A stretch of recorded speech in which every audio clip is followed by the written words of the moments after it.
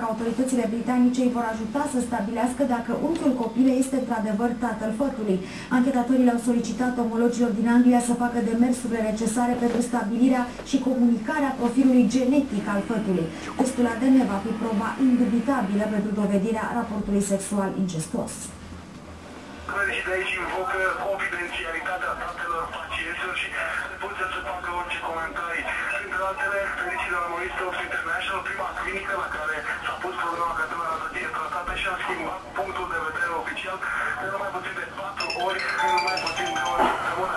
Întâi, aceștia au spus că o vor trata pe tânăre și că evaluează starea, apoi au revenit și au spus că nu o pot trata pentru că are sub 12 ani, după care au revenit cu un nou comunicat în care spuneau că această fată ar putea fi tratată la ei cu condiția ca familia să solicite așa ceva, dar astăzi pur și simplu au refuzat să mai facă orice comentariu. La solicitarea parchetului, parchetul general al României a cerut autorităților din Marea Britanie să constituie o comisie rogatorie. Practic, după avort, polițiștii britanici urmează să preleveze probe biologice din făt pentru a se stabili profilul genetic. Analiza ADN va spune cu certitudine dacă unchiul este sau nu tatăl fătului portat de Florina. Cazul Florinei a reușit, din păcate, să strânească și o serie de comentarii romonofobe în mai multe medii din Marea Britanie după 2 ani de acalmie în care românii nu au mai fost ținta niciunui atac mediatic în insulă.